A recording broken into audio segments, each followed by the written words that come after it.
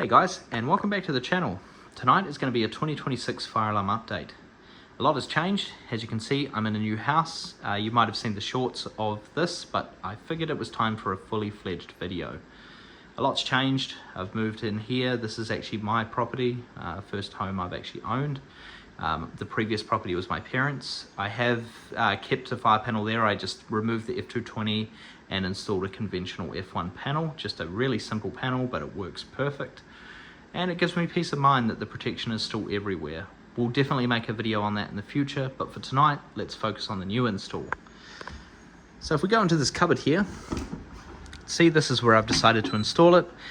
It's out of the way, it's not in the middle of anywhere, it's just kind of tucked in a corner, but it's still tidy and easy to work on.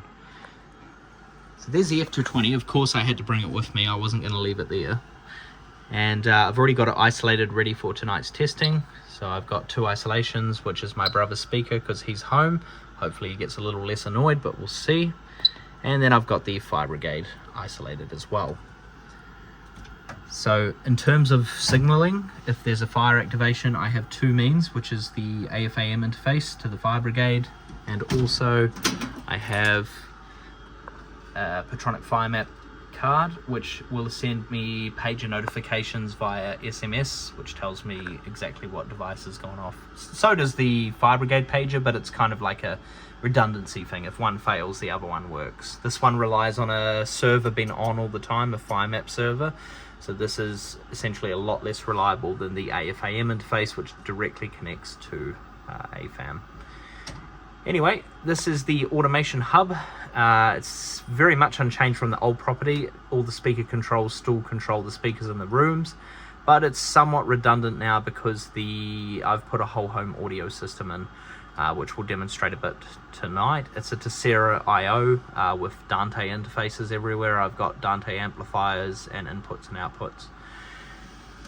Over here on the right, we've got a serial to Ethernet interface. This is for the Vesda, which is up here. Just check on the Vesda and see all the event logs, trending history, etc. And yeah. Last off in this cupboard, we have an isolate timer module. So if people are cooking, they just press that button, turns off all the smoke detectors, and you don't have to worry about it.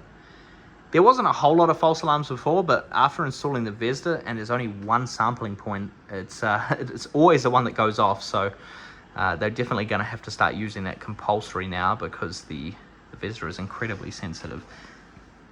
You can change the thresholds on it, but that's kind of not the point of a Vesda. It is supposed to be sensitive, so as long as they use that timer when they're cooking, there shouldn't be any problems.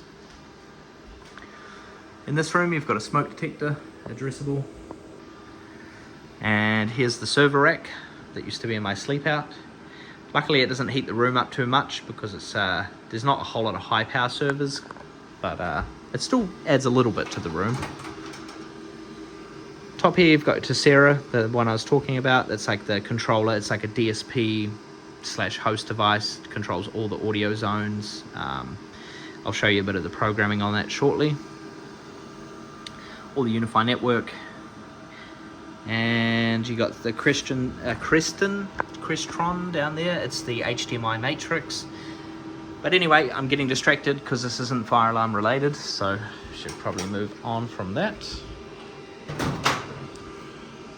Up here we have another smoke detector above the server rack. Eventually I want to put a sampling point directly in the back of the server rack, so I'd bring a piece of flexible tube down and into the back to sample the back of the server rack. And here you've just got an MCP, and then you've got your Gallagher and access control. That's all fire drop, so when the fire alarm goes off tonight, you will see that drop. We'll also play some music and you'll see the global audio mute function of the fire alarm system. And I'll also play a paging notification and you'll see the zone dipping in action. Okay, backtracking to this room, we've got a heat detector in the kitchen, smoke detector in the dining room, another smoke detector up here above the switchboard fire panel area, another one in here directly adjacent to the switchboard. In the hallway here you have a Vesda sampling point As I said, I want to add more of those eventually. This is a very rudimentary sampling point. It is literally the cap that comes with the Vesda. I managed to find a new old stock one, so I've just cut out the hole until the high airflow fault went away. I was going to run Vesda tubing down the hallway and drill the sampling points in and put the little Vesda stickers on, but I'm kind of thinking it's not going to be that tidy, so it won't look terrible, but I think I really want to go with the in-ceiling sampling points. They're about $60 NZ for per piece, so it's a lot to swallow. But for now, this gives a good, at least it's protecting something and it gives a good demonstration. But eventually, I definitely want to look into adding it to more areas. This room on the right here we won't go into, that's the boarders room, but there's just a smoke detector in there. In the laundry, we have a heat and a cool point, because there's a final exit here, as well as another access control door. Also fire dropped, but it has the E-Rec, so it doesn't really matter, but I'd like to fire drop it, just in case. Toilet has a heat detector, of course, although it didn't really need one because it is a toilet area, but when you are spraying aerosol and fragrance, you could potentially set it off, so yeah, I've got a heat detector in there. In the bathroom, we have a heat detector and a fire speaker and the whole home audio speaker. I decided the shower was a good place to put it. It's really nice to listen to good quality music in the shower, so yeah.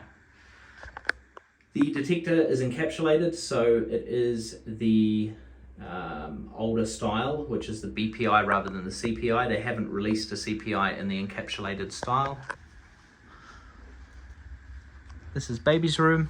Got another smoke detector in here and speaker. Our room. It's a bit dark in here, but that's all right. Got a smoke detector there.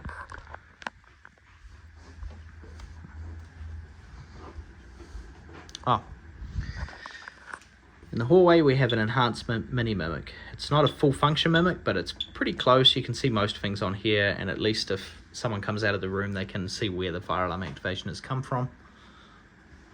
And we'll quickly do a tour upstairs, and then we'll get started on the testing.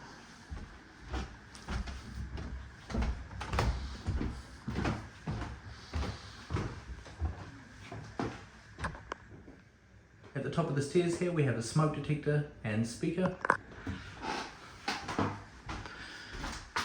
And in this room here, turn the light on. This is another room I'd like to protect with the Vesda just because of the strange shape of it. But for now, we've just got a smoke detector here. And another one in this room and a smoke detector. Okay, let's start with the testing.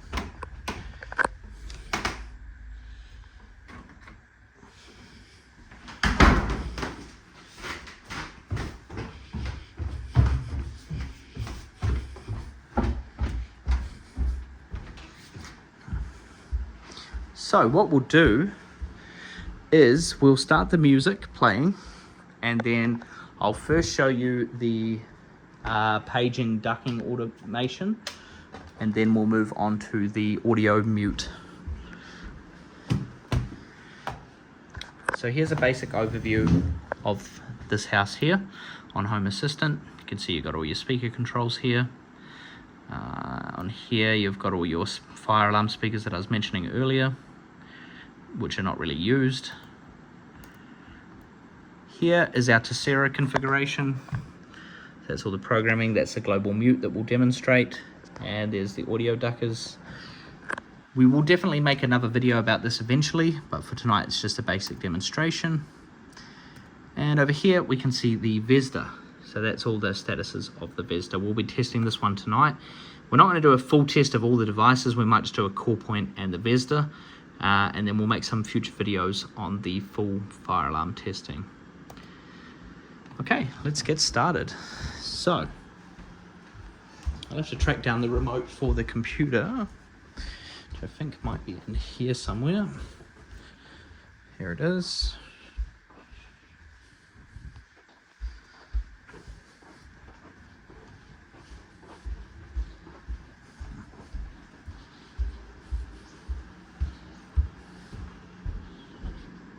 Okay, let's start the music. We'll start with the notification. I'll show a demonstration of that, and then we'll move on to the fire alarm.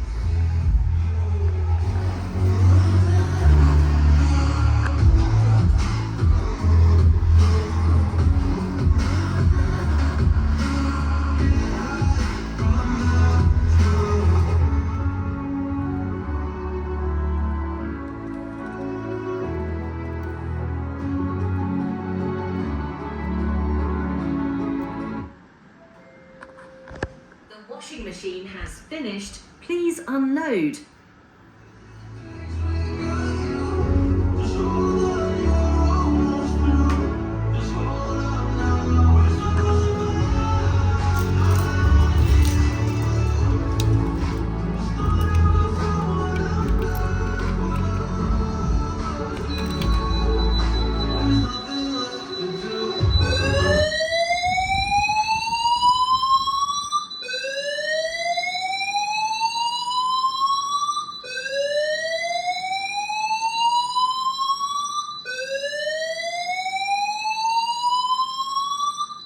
Evacuate the building using the nearest fire exit. Evacuate the building using the nearest fire exit.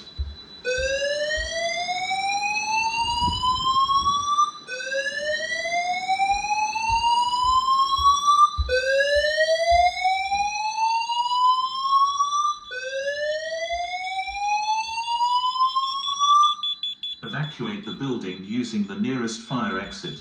Evacuate the building using the nearest fire exit.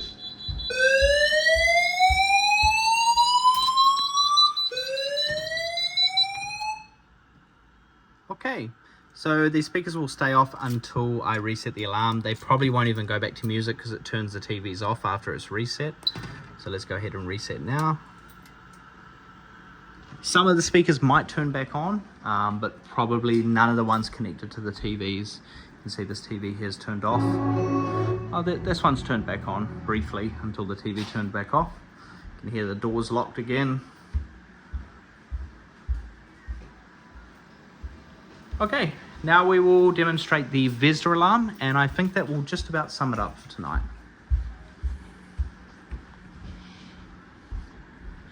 So we'll move over to the Vesda screen here. You can see it's at a very acceptable level at the moment. We'll bring our laptop over here.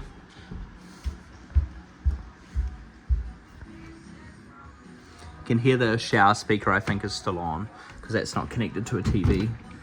But all the zones in the house generally follow the TV stats on Home Assistant, so the TV will follow, or the speakers will follow whatever the TV's on.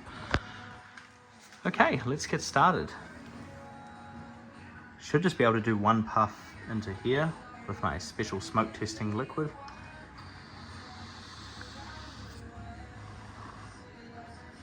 You probably can't even see that on camera, but shortly we should see a big spike. I don't know if I silence the system again. That's definitely going to be something to check on.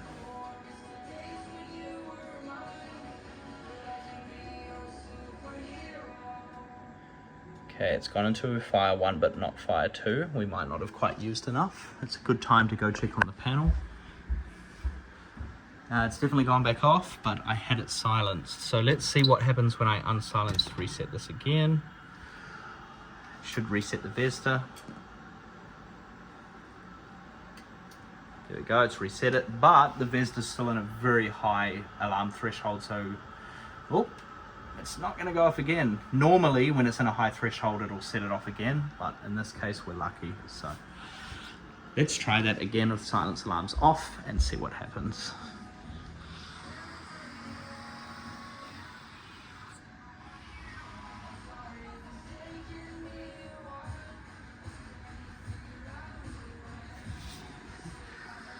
Here we go, it's spiking again. You can see all the spikes here from tonight's testing.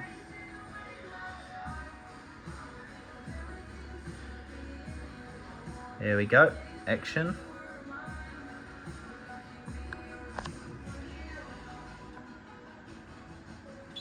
There we go, we've got an alarm. So this is part of the smoke detection, so you're going to get 1 minute delay of alert and then it will go to fire. All of the audio will remain on until the evacuation starts. Warning. The fire alarm system has operated.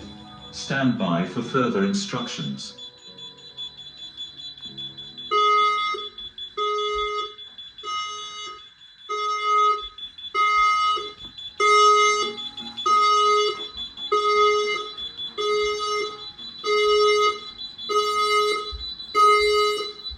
Warning. The fire alarm system has operated. Stand by for further instructions.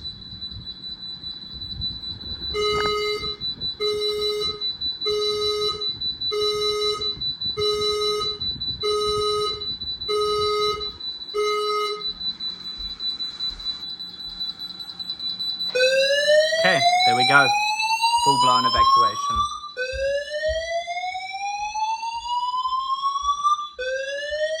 Audio stopped. Okay, let's go reset it. Evacuate the building using the nearest fire exit. Evacuate the building using the nearest fire exit.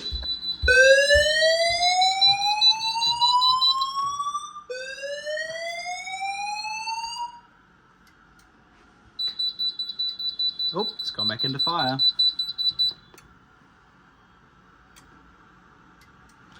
Okay, there we go. So a lot of vesdas on sites that I've been testing are not self-resetting. You have to physically plug into them to reset it. For this one, I've made it self-resetting, so whenever there's a reset on the panel, it also resets the vesda, which is really nice. Anyway, I think that's going to just about sum up tonight's video. It's just a basic walkthrough, so at least you can see what I've got installed.